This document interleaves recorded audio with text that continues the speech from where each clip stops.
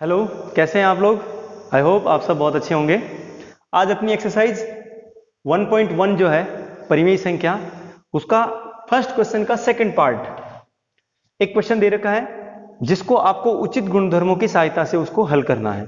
अब गुणधर्म कौन से होंगे, थोड़ा सा मैं रिवाइज कर लेता हूं। नंबर 1 हम काम में लेंगे क्रम विनिमेयता, दूसरा हम काम में ले सकते हैं वितरकता, और तीसरा हो जाएगा साहचर्यता। ये है अपने गुणधर्म, इनका यूज करके यहां आपको काम करना है। तो देखिए, क्रम विनिमेयता का मतलब होता है किसी संख्याओं का केवल क्रम चेंज करना, या इसे कहते हैं ऑर्डर चेंज करना। तो क्या होता है, अगर मैं 2 गुणा 3 कहूं या 3 गुणा 2 कहूं, उत्तर दोनों का क्या रहता है, सेम। क्योंकि ये जो क्रम विनिमेयता का नियम है वो जोड़ और गुणा इन दोनों जगह पे लागू होता है, बाकी और भाग में इसको लागू नहीं किया जा सकता। तो आप क्या कीजिए, इन दोनों, हमारे पास देखिए पद कितने हैं, एक। अब ये प्लस माइनस का चिन्ह आया। दूसरा, जहां गुणा का चिन्ह होता है तो वो पद अलग नहीं होता, वो पद एक ही होता है। पद अलग कब होगा, जब बीच में प्लस या माइनस आए। फिर देखिए ये प्लस आए, इसका मतलब हमारे पास पदों की संख्या कितनी हो गई, 3। अब इन 3 पदों में से ऐसा पद देखिए जिसमें दोनों में कोई उभयनिष्ठ संख्या हो, उभयनिष्ठ परिमेय संख्या हो। तो इधर देखिए आप, यहां भी 2/5 गुणा में है और यहां भी 2/5। तो पहला काम, इन दोनों के बीच क्रम परिवर्तित कीजिए, ऑर्डर चेंज कीजिए, क्रम विनिमेयता का नियम लगाएंगे। तो हम लगाएंगे 2/5 गुणा -3/7। अब ध्यान दें, ये पूरा पद उधर जाएगा, कौन जाएगा इधर, -1/6 गुणा 3/2। और ये वाला पद कौन है, प्लस का 1/14 गुणा 2/5। ये पूरा पद इधर आया, ये वाला पद उधर चला गया। चिन्ह का विशेष रूप से ध्यान रखेंगे, इनका चिन्ह चेंज नहीं कर रहे हैं हम, किसी तरह से कोई पक्षांतरित नहीं कर रहे हैं। जब पक्षांतरण नहीं करते हैं तो केवल संख्या को उधर किया जाता है। आगे देखिए, अब यहां भी 2/5 है, यहां भी 2/5 है। तो यहां ये आपने कौन सा नियम लगाया, ये आ गया आपने क्रम विनिमेयता, क्रम विनिमेयता से। अब दूसरा आगे देखिए, अब इन दोनों में कुछ समान गुणनखंड है, एक निश्चित परिमेय संख्या दोनों में गुणा हो रही है, तो वो कितनी है, 2/5। तो आपने 2/5 को कॉमन ले लिया, तो यहां से आपको कॉमन लिया है, तो देखिए यहां से क्या बचेगा, -3/7 प्लस यहां से भी 2/5 कॉमन आ गया, तो यहां क्या बच गया, 1/14 और माइनस का 1/6 गुणा 3/2। ये वैसा का वैसे ही। तो ये जो हमने क्रम, ये आपने कॉमन लिया है, उभयनिष्ठ लिया है गुणनखंड, इसको कहते हैं वितरकता, वितरकता नियम से। अब आप देखिए, इसको हल करना है, 2/5 कोष्टक 14 और 7 का एलसीएम आ जाएगा लघुत्तम 14। 14 7 का भाग 14 में कितनी बार गया, 2 बार गया। और उसको अंश कौन है, -3 से गुणा कर देंगे, प्लस 14 का भाग 14 में 1 बार गया और अंश भी 1 है, माइनस इसको क्या कीजिएगा, आप काट सकते हैं, क्योंकि और अगर कोई नियम नहीं लग रहा आपने, तो 3 का भाग 6 में कितनी बार गया, 2 बार गया। तो यहां ऊपर देखिए, ये 1 × 1 1 हो जाएगा, और नीचे 2 दूनी कितने हो जाएंगे, 4 हो जाएंगे। आगे देखिए, 2/5 यहां है एलसीएम में 14, 3 दूनी 6 कैसे हो जाएंगे, माइनस के हो जाएंगे, और 1 एकम 1 माइनस के 1/4। यहां तक कोई दिक्कत नहीं, मैं इसी को थोड़ा आगे यहीं कर लेता हूं। देखिए, तो 2/5 कोष्टक -6 + 1, तो माइनस का कितना बच जाएगा, 5, और बटे में है आपके 14 और माइनस का 1/4। फिर ध्यान दें, अब यहां देखिए 5 का भाग 5 में 1 बार, 5 का भाग -5 में करेंगे तो माइनस का 1 रह जाएगा। अब यहां अगर आप माइनस नहीं लगाओ तो ध्यान रखना आपका ये माइनस काम आने वाला है। फिर देख, 2 का भाग 14 में कितनी बार गया, 7 बार। तो आपका हल क्या हुआ है, 1 × 1 1, और वो भी कैसा, माइनस का, और नीचे 7 एकम 7 माइनस 1/4। यहां से आपको फिर से देखिए 7 और 4 का लघुत्तम लेना पड़ेगा। ये देखिए 7 एक अभाज्य संख्या है, तो अभाज्य संख्या, और इधर क्या है, ये 4 एक भाज्य संख्या है। दोनों अलग अलग हैं, तो आप बड़ी वाली संख्या का गुणा बोलिए। 7 एकम 7, अभी तक 4 का भाग नहीं जा रहा है। 7 दूनी 14, 7 तिये 21। जिस जगह पर 4 का भाग जाए वहां रुक जाना है। तो 7 चौक 28, 7 चौक 28 में 7 का भाग भी जा रहा है और 4 का भाग जा रहा है। यहाँ आप चाहो तो इस तरह से अभाज्य गुणनखंड भी कर सकते हैं। 2 का भाग 28 में 14 भाग, 2 का भाग 14 में 7 बार, 7 का भाग 7 में 1। तो इसका जो लैसे पे आया है वो कितना आया, 2 दूनी 4 इंटू 7, 2 इंटू 2 इंटू 7, ये भी कितना आया है 28। वो मैंने यहाँ काम में लिया है। देखिए 7 का भाग 28 में कितनी बार गया, 4 बार। वो 4 किससे गुणा होगा, -1 से, तो 4 इंटू -1। फिर ये चिन्ह कैसा है, माइनस का। 4 का भाग 28 में कितनी बार गया, 7 बार। ये 7 ऊपर कितने किससे गुणा हो जाएगा, 1 से। 4 एकम -4 और ये हो गया 7 एकम -7 बटा 28, और ये 7 और 4 तो -11 बटा 28। तो ये आपका हो जाएगा इस जो अपना प्रश्न दे रखा था गुणधर्मों का उपयोग करते हुए उसको हल करना। आई होप यहाँ तक आपके कोई दिक्कत नहीं है, ये अच्छे से समझ में आया होगा। अगर किसी परेशानी हो, किसी भी प्रकार की प्रॉब्लम हो, कमेंट जरूर करें। इसी का क्वेश्चन नंबर सेकंड क्वेश्चन आपका दे रखा है योज्य प्रतिलोम निकालना, एडिटिव आइडेंटिटी निकालना, एडिटिव इनवर्स निकालना। तो पहले आपको थोड़ा सा एक चीज समझनी होगी कि योज्य प्रतिलोम क्या होता है, योज्य तत्समक,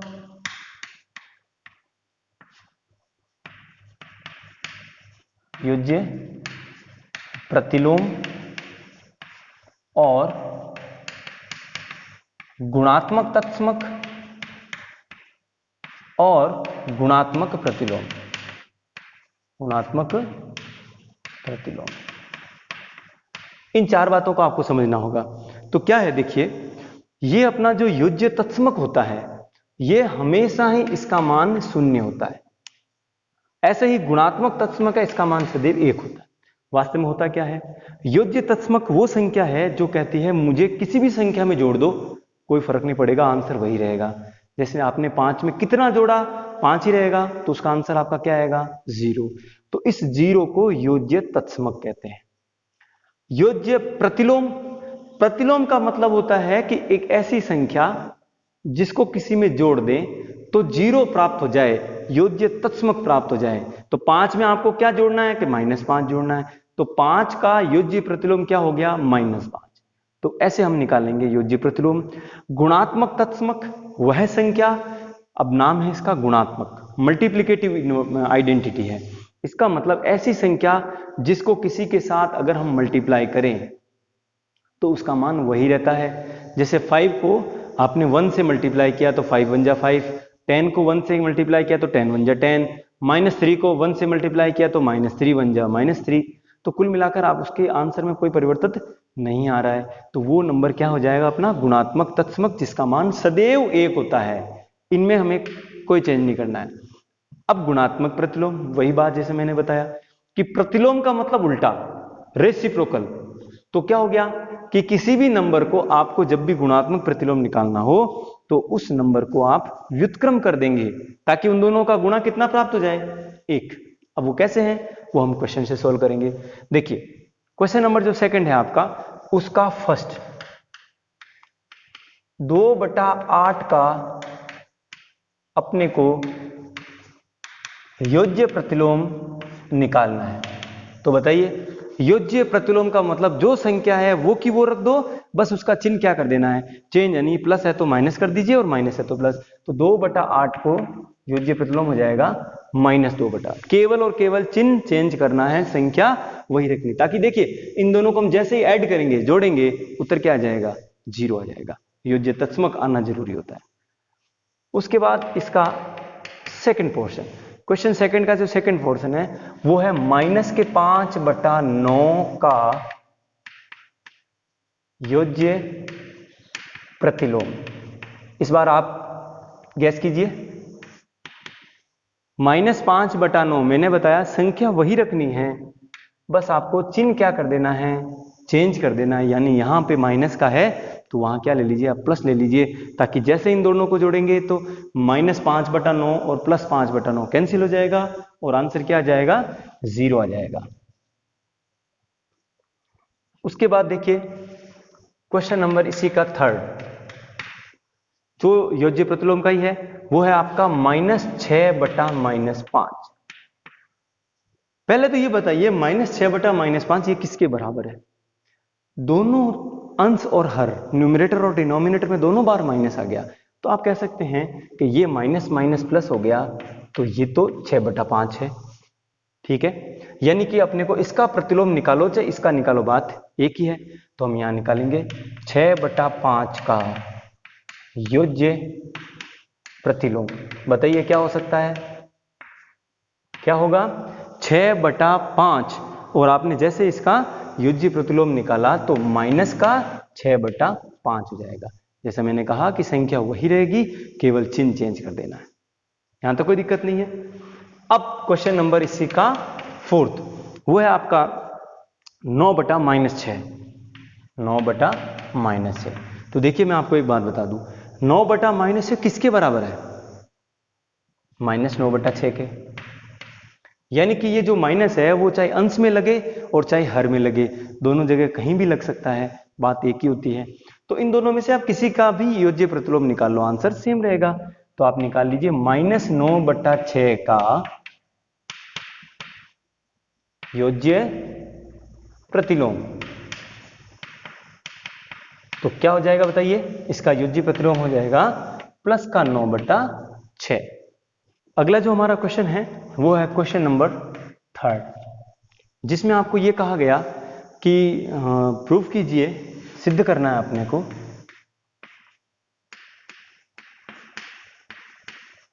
कि -(-x = x)। वैसे कि हम जानते हैं कि ये माइनस माइनस जब गुणा होंगे तो माइनस माइनस प्लस हो जाएगा और इसकी वैल्यू x के बराबर होगी, लेकिन ये अपने को कुछ उदाहरण की सहायता से आपको सिद्ध भी करना है। तो इसका जो फर्स्ट है वो दे रखा है x = 11/15। तो इसको इस तरह से आपको सिद्ध करना है। तो हम इसमें लेफ्ट हैंड साइड, यानी जिसे हम कहते हैं जो आपका बायां भाग है वो लेंगे। तो ये देखिए माइनस कोष्टक माइनस x का मान कितना है, 11/5। तो ये क्या, ये हो गया, देखिए माइनस माइनस ये क्या हो गया, प्लस हो गया, और ये कितना प्राप्त हुआ आपको, 11/5, जो कि किसका मान होता है, x होता है। और ये आपका क्या है, RHS, राइट हैंड साइड, या इसको मैं दायां पक्ष भी कह सकता हूं। तो मैंने जब x की वैल्यू 11/15 लिखी तो माइनस कोष्टक माइनस x की जगह 11/15, तो इसका मान 11/15 आया, जो कि हमारे प्रश्न में x का मान दे रखा है। इसका हम सेकंड पार्ट लेंगे, जिसमें आपके जो x का जो मान है वो दे रखा है 13/17। 13/17 इसको आपको उपयोग में लेना होगा। तो देख,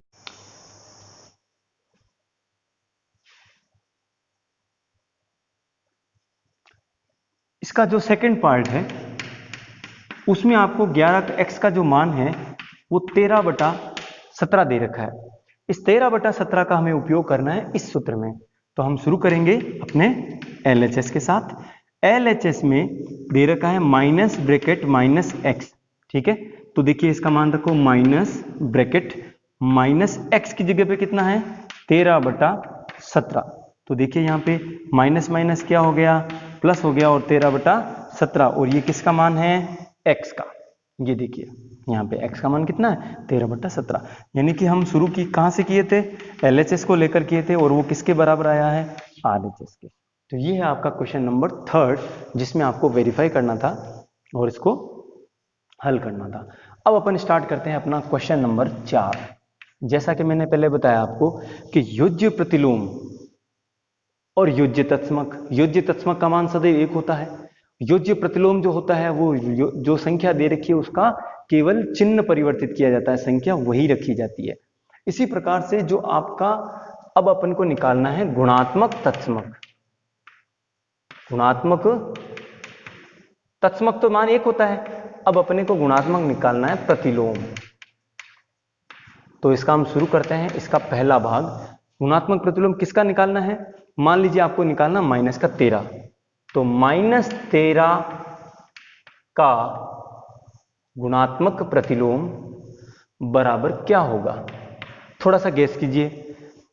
यानी कि यहां ऐसी संख्या बताइए जिससे आपका आंसर 0 आ जाए, आंसर 1 आ जाए। 0 किस में आता है? जब हम योज्य प्रतिलोम निकालते हैं। तो यहां पे देखिए -13 को आप किससे गुणा करें कि उत्तर 1 आ जाए, गुणात्मक तत्समक का मान 1 आ जाए। तो आप क्या करोगे? इसको गुणा कर दीजिए -1/13 या 1/-13, बात एक ही है। यानी हमने क्या किया, ये देखिए -13 से -13 कट हो जाएगा और आपका उत्तर कितना आ जाएगा? 1 आ जाएगा। क्योंकि जब भी गुणात्मक प्रतिलोम निकालना हो तो संख्या को हमेशा क्या करना पड़ता है? व्युत्क्रम यानी कि इनवर्स करना पड़ता है, उल्टा करना पड़ता है, और चिन्ह कभी चेंज नहीं करना, चिन्ह वही रह जाएगा। तो इसका आंसर हो जाएगा -1/13। चलिए एक और एग्जाम्पल लेते हैं, आपको अच्छे से समझ में आए इसके लिए। मान लीजिए दे रखा है क्वेश्चन, -13/19 का गुणात्मक प्रतिलोम बताइए क्या होगा? मैंने जैसे बताया संख्या को उल्टा कर दीजिए, तो ये हो जाएगा 19/13, और चिन्ह वही रखना है। तो ये चाहे चिन्ह नीचे लगाऊं चाहे ऊपर लगाऊं, बात एक ही है। न्यूमरेटर में लगो चाहे डिनोमिनेटर में, अंश में लगो चाहे हर में लिखो, उससे कोई फर्क नहीं पड़ता। अब देखिए आपको हिंट देख लीजिए, -13/19 को अगर मैंने संख्या उल्टी कर दी 19/13, चिन्ह वही रखा, तो गुणा करेंगे तो देखो 13 से 13 कट जाएगा, 19 से 19 कट जाएगा, तो -1 गुणा -1 करेंगे तो आपको कितना मिल जाएगा? प्लस का 1 मिल जाएगा। चलिए इसका थर्ड पार्ट क्या है? 1/5। तो 1/5 ये तो बहुत आसान है, बताइए। गुणात्मक प्रतिलोम लिखा तब तक तो आपको आंसर आ जाना चाहिए था। 1/5 का गुणात्मक प्रतिलोम सही है क्या? गलत है। क्यों है? इस संख्या को क्या करना पड़ता है? रेसिप्रोकल, 5/1 यानी कि 5। चलिए फोर्थ में ट्राई कीजिए। फोर्थ है आपका, फोर्थ थोड़ा सा इसमें क्या किया, दो परिमेय संख्याएं गुणा में दे दी, तो -5/3 इंटू 3/7, कुछ ऐसा ही क्वेश्चन है आपके, माइनस लगा होगा यहां पे। अब इसका क्या निकालना है? गुणात्मक प्रतिलोम का गुणात्मक प्रतिलोम। तो इससे पहले आपको क्या कीजिए, इस संख्या को पहले ये चिन्ह हटाइए। जैसे कि देखिए माइनस माइनस गुणा करेंगे तो क्या हो जाएगा? प्लस हो जाएगा। और ये देखिए 3 का भाग एक बार, 3 का भाग एक बार, ठीक है। तो ये ऊपर कितना आया? -5 को -1 से गुणा करेंगे तो क्या हो जाएगा? प्लस का 5 हो जाएगा, और नीचे 7 एकम कितना हो जाएगा? 7। अब इसका आपको क्या निकालना है? का गुणात्मक प्रतिलोम। अब ये आप आसानी से बता सकते हो, बताइए कितना होगा? संख्या को उल्टा या रेसिप्रोकल कर दीजिए, 7/5। इसका फिफ्थ पार्ट दे रखा है -1, तो -1 का गुणात्मक प्रतिलोम क्या होगा? -1 मतलब ये कुछ इस तरह से है, -1/1 है, और आप जैसे इसको उल्टा करोगे तो ये 1/-1 हो जाएगा, या इसका आंसर में -1 ही लिखूं तो वही रहेगा। यानी कि एक ऐसी संख्या जिसका गुणात्मक प्रतिलोम वही होता है, वो है आपका -1 और +1। 1 का गुणात्मक प्रतिलोम भी 1 होता है, और -1 का गुणात्मक प्रतिलोम भी -1 होता है। ये हो गया आपका क्वेश्चन नंबर 4।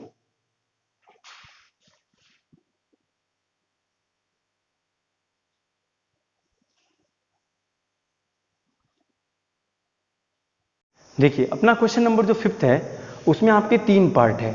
इसमें दिया हुआ है कि इसमें कौन सा गुणधर्म लगाया गया, उस गुणधर्म का नाम बताना आपको। तो चेक करिए, -4/5 को 1 से गुणा किया तो वही संख्या प्राप्त हो गई, -4/5। या यूं कहूं 1 को -4/5 से गुणा करने पर वही संख्या प्राप्त होती, तो वो 1 क्या है? गुणात्मक तत्समक, या इसे हम कहते हैं मल्टीप्लिकेटिव आइडेंटिटी। गुणात्मक तत्समक, ये हो जाएगा गुणात्मक तत्समक या मल्टीप्लिकेटिव आइडेंटिटी। यानी कि एक को किसी संख्या से गुणा करो तो वही प्राप्त होता है, तो वो एक क्या हो गया, गुणात्मक तत्समक हो गया। याद रखिए अगर हमारे पास ये नहीं होता तो आप इसमें ये कह सकते, देखिए a इंटू बी या b इंटू ए, संख्याओं का क्रम परिवर्तित किया तो हम क्या कह सकते थे, क्रम विनिमेयता। लेकिन उसने ये कहा है, इसका आंसर यही आ रहा है, तो इसको एक से गुणा करने पर यही प्राप्त हो रहा है, तो एक जो है वो गुणात्मक तत्समक हो जाएगा। दूसरे में देखिए आप -13/17 गुणा -2/7 कहूं या -2/7 इंटू -13/7, तो आपके आंसर क्या आया मन में, क्रम विनिमेयता। यानी कि हमने ऑर्डर क्या कर दिया, चेंज कर दिया, इसको इंग्लिश में कहते हैं कम्यूटेटिव लॉ। फिर देखिए -19/29 को 29/-19 से गुणा किया, आंसर एक आ गया। अभी थोड़ी देर पहले डेफिनेशन में बताया था मैंने कि ये वो संख्या है जिसको इससे गुणा करने पर एक ला रहा है, तो ये संख्या क्या हो गई, गुणात्मक प्रतिलोम, गुणात्मक प्रतिलोम, या इसको मैं कहता हूं मल्टीप्लिकेटिव इनवर्स, मल्टीप्लिकेटिव इनवर्स भी हम कह सकते हैं। फिर देखिए इसका क्वेश्चन नंबर 6 दे रखा है, संख्या 6/13 को -7/16 के व्युत्क्रम से गुणा कीजिए। यानी कि आपको क्या करना है, 6/13 गुणा -7/16 का व्युत्क्रम, व्युत्क्रम का मतलब उल्टा, तो ये हो जाएगा 16/-7। यहां आपके कोई दिक्कत नहीं है, देखिए हमने -7/16 का व्युत्क्रम कर दिया, व्युत्क्रम मतलब इनवर्स, या इसको हम रेसिप्रोकल भी कह सकते हैं, तो इसको आपने रेसिप्रोकल किया। अब देखिए अगर कोई संख्या कटती है तो काट दीजिए, 16 इंटू 6 करेंगे तो 96 हो जाएगा 96, और बटे में एक माइनस का रहेगा और ये हो जाएगा 91, तो ये आपका आंसर आ जाएगा। अगर कोई संख्या कटती तो काट देता, लेकिन यहाँ पे मुझे नहीं लगता कोई है। क्वेश्चन नंबर जो 7 है, देखिए ये कह रहा है कि 1/3 गुणा 6 गुणा 4/3 एज 1/3 इंटू 6 इंटू 4/3, या यहां लगा सकता हूं या, इसमें आपको कौन सा नियम लगता हुआ प्रतीत हो रहा है, कौन सा गुणधर्म लगा है, तो देखिए हमने पढ़ा हुआ है, क्या पढ़ा हुआ है, यहाँ पे देखिए इनका साथ परिवर्तित हुआ है, पहले ये दोनों साथ में थे फिर ये दोनों साथ हो गए, तो ये कौन सा नियम लगा, साहचर्यता, या इसको इंग्लिश में कहते हैं एसोसिएटिव लॉ, तो ये हो जाएगा साहचर्यता, या इसको एसोसिएटिव लॉ भी कहते हैं।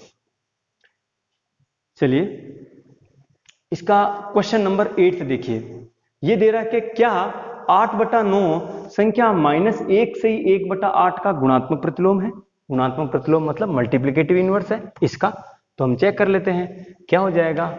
जब भी हम दो संख्याओं के, ये देखिए यहाँ पे जब मल्टीप्लिकेटिव इनवर्स या गुणात्मक प्रतिलोम को गुणा किया जाता है तो उत्तर क्या आता है, 1 आता है। तो अगर हमारा उत्तर 1 आया, इसको सही कर लीजिए, इस सही का मतलब मिश्र भिन्न को साधारण भिन्न में, मिक्स फ्रैक्शन को सिंपल में, 8 1 जा 8 प्लस 1 ये हो गया 9/8, वो भी कैसा, माइनस का। तो जब इसको गुणा करेंगे 8 का भाग 8 में एक बार, 9 का भाग 9 में एक बार, लेकिन वो कैसा आया, माइनस का 1 आया। क्या ये -1 1 के बराबर आया है, तो नहीं आया है, इसका मतलब ये इसका गुणात्मक प्रतिलोम नहीं है, तो इसका उत्तर हो जाएगा नहीं, ये गुणात्मक प्रतिलोम नहीं है। फिर देखिए क्वेश्चन नंबर 9, 0.3 संख्या 3 से 1/3 का गुणात्मक प्रतिलोम है अथवा नहीं। तो चेक करेंगे हम, क्या करेंगे, गुणात्मक प्रतिलोम का सीधा सा मतलब होता है, अभी आपने किया कि उत्तर क्या आना चाहिए, 1 आना चाहिए, आया तो वो गुणात्मक प्रतिलोम होगा, मल्टीप्लिकेटिव इनवर्स होगा, नहीं तो नहीं होगा। तो 0.3 को गुणा करेंगे 3 सही 1/3 के साथ, तो देखिए क्या होता है, इसका आप पॉइंट हटाओगे तो पॉइंट हटाने के लिए आपको डिवाइड में 10 लिखना पड़ेगा। अब ये पॉइंट हट चुका है, गुणा, इसको देखिए साधारण भिन्न बनाइए, सिंपल फ्रैक्शन, 3 × 3 9 और 1 10, 10/3, तो देखिए 10 से 10 कट गया और 3 से 3 कट गए, तो आपके सामने उत्तर कितना आया है, 1 आया है। तो ये इसका गुणात्मक प्रतिलोम है नहीं, इसका उत्तर हो जाएगा हाँ, वो उसका गुणात्मक प्रतिलोम है। क्वेश्चन नंबर 10 और 11 जो हैं वो आपके खाली जगह के रूप में हैं। तो चलिए देखिए क्या होता है, वह संख्या जिसका गुणात्मक प्रतिलोम नहीं होता, तो वो संख्या क्या होगी, 0। क्योंकि ये देखिए इधर 0 वास्तव में ऐसे होता है 0/1 के रूप में। अगर आपने इसको उल्टा कर दिया 1/0 कर दिया तो उसका मान अपरिभाषित या अनंत हो जाएगा। इसलिए हम 0 को इन्वर्स नहीं करेंगे, रेसिप्रोकल नहीं करेंगे। फिर देखिए वह संख्या जो अपने व्युत्क्रम के बराबर ही है। तो अभी थोड़ी देर पहले मैंने एग्जांपल दिया था 1 और -1। 1 का उल्टा करेंगे, व्युत्क्रम करेंगे तो 1 ही मिलेगा, -1 का भी क्या मिलेगा, -1 ही मिलेगा। वह परिमेय संख्या जो अपने ऋणात्मक के समान है। तो देखिए 0 एक परिमेय संख्या होती है। अब वो ना तो 0 प्लस होता है और ना माइनस होता है, यानी कि अपने इसका ऋणात्मक भी कर दो तो भी वो आंसर 0 ही आएगा। क्वेश्चन नंबर 11 का फर्स्ट पार्ट, शून्य का व्युत्क्रम क्या होता है, नहीं होता है, क्योंकि उसका व्युत्क्रम करेंगे तो अपरिभाषित हो जाएगा या अनंत हो जाएगा। तो आप कह सकते हैं शून्य का व्युत्क्रम नहीं होता।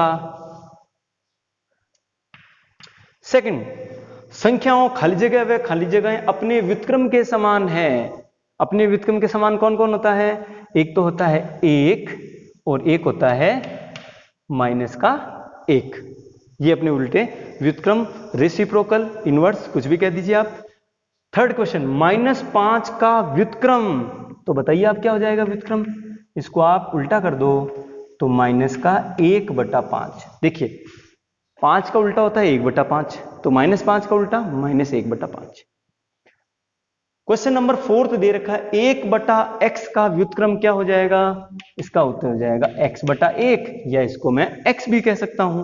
1/x का उल्टा x/1, x/1 का उल्टा x कर लीजिए आप, रेसिप्रोकल हो जाएगा। क्वेश्चन नंबर 5 देखिए, दो परिमेय संख्याओं का गुणा, अगर पहली भी परिमेय संख्या दूसरी भी परिमेय संख्या दोनों को गुणा कर दीजिए तो आपका आंसर भी परिमेय संख्या ही आएगा। तो इसका उत्तर हो जाएगा परिमेय संख्या होगी। दो परिमेय संख्याओं का गुणा हमेशा परिमेय संख्या होता है। लास्ट इस एक्सरसाइज का प्रश्न देखिए, धनात्मक परिमेय संख्या का उल्टा। हमारी कोई संख्या धनात्मक है, परिमेय है, यानी कि अंश बटा हर है। अब इसको हम उल्टा भी कर देंगे ना तो वो धनात्मक का तो उल्टा धनात्मक ही रहेगा, और संख्या को आप 2/3 को आप 3/2 कर दीजिए, क्या फर्क पड़ता है, वो संख्या तो परिमेय ही रहेगी। बराबर तो नहीं होती है, संख्या परिवर्तित हो जाती है, लेकिन वो संख्या कैसी होगी, धनात्मक परिमेय रहेगी।